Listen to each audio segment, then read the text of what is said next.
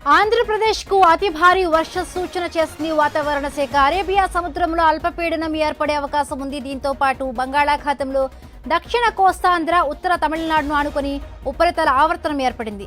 వీటి ప్రభావంతో రాష్ట్రంలోని పలు ప్రాంతాల్లో ఈ రోజు, రేపు విస్తారంగా వర్షాలు కురవనున్నాయి.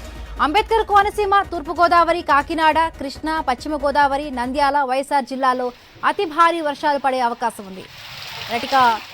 ఏపీలో అతి భారీ వర్షాలు పడబోతున్నట్టుగా మనకి ఐఎండీ ఇప్పటికే సూచించింది. నేపథ్యంలోనే అక్కడి నుంచి మరింత లైవ్ అప్డేట్స్ అందించడానికి రాజమండ్రి నుంచి మా కరెస్పాండెంట్ గణేష్ లైవ్లో సిద్ధంగా ఉన్నారు. గణేష్, రాజమండ్రిలో సిచ్యువేషన్ ఏ విధంగా ఉంది? అంటే బంగాళాఖాతంలో ఏర్పడిన అల్పపీడన ప్రభావంతో ఈ ద్రోణి కారణంగా కూడా ఇంకా 2-3 రోజులు ఇదే పరిస్థితి ఉండబోతున్నట్టుగా తెలుస్తోంది. సో ఇప్పటికే ఉత్తరాంధ్ర ప్రాంతాలన్నిటి కూడా వర్షాలు పడుతూ ఉన్నాయి. ఈ నేపథ్యంలో రాజమండ్రిలో సిచ్యువేషన్ ఏ విధంగా ఉంది గణేష్?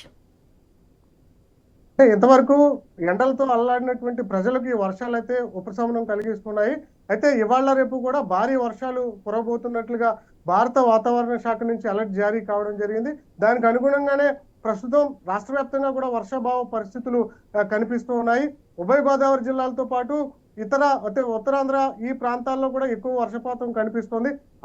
అంటే అరేబియా మహాసముద్రంలో ఏర్పడినటువంటి అల్పపీడన ప్రభావంతోనూ దక్షిణ కోస్తాంధ్ర నుంచి ఉత్తర తమిళనాడు మీదుగా ఉపరితల ఆవర్తనం ఏర్పడి ఉంది. దీని ప్రభావంతో రాష్ట్ర వ్యాప్తంగా కూడా అతి నుంచి మోస్తారు వర్షాలు కురుస్తాయని చెప్పి వాతావరణ శాఖ హెచ్చరికలు జారీ చేయడం జరిగింది.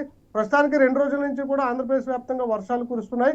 ముఖ్యంగా ఇటు తూర్పుగోదావరి జిల్లాతో పాటు మిగిలినటువంటి ప్రాంతాల్లో కూడా మోస్తారు వర్షాల నుంచి భారీ వర్షాలు కూడా కురవడం జరుగుతుంది. అయితే వర్షం పడేటప్పుడు ఉరుములు మెరుపులతో కూడినటువంటి ఈదురుగాలు 40 నుంచి 60 వేగంతో వీస్తాయని చెప్పి అయితే ఐఎండీ అయితే హెచ్చరికలు జారీ చేయడం జరిగింది.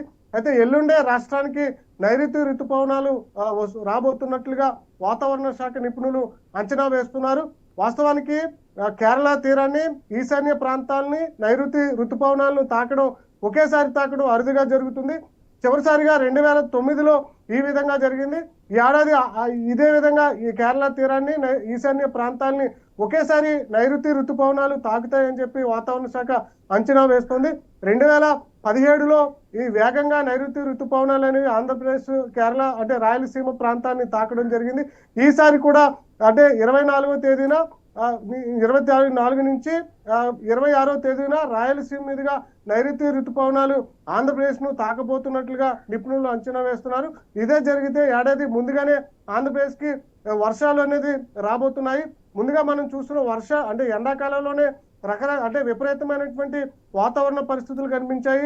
పగటిపూట తీవ్రమైనటువంటి ఉష్ణోగ్రతలు, సాయంత్రం రాత్రిపూట అయ్యేసరికి వాతావరణంలో మార్పు కారణంగా వర్షాలు పడేవి.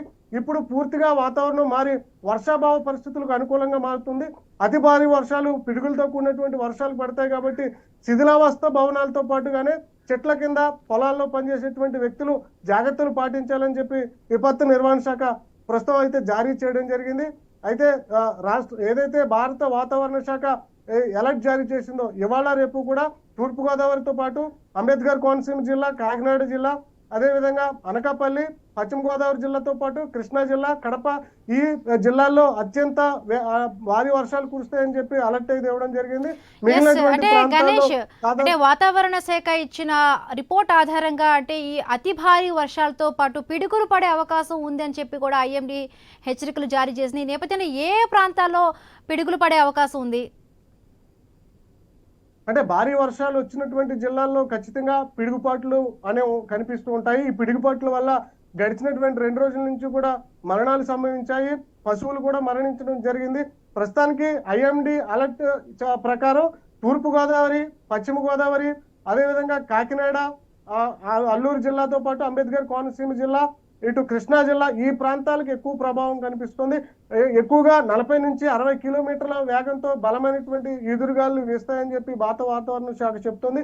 ఈ భారీ వర్షాలు వస్తున్నటువంటి క్రమంలో ఉరుములు మెరుపులతో కూడినటువంటి పిడుగుపాట్లు ఉంటాయి. కాబట్టి ప్రజలు జాగ్రత్తలు పాటించాలి అని చెప్పి ఇవాళ రేపు అయితే భారీ వర్షాలతో కూడిన హెచ్చరిక అయితే కనిపిస్తుంది. Himabindu. Right, thank you Ganesh, thanks for the updates.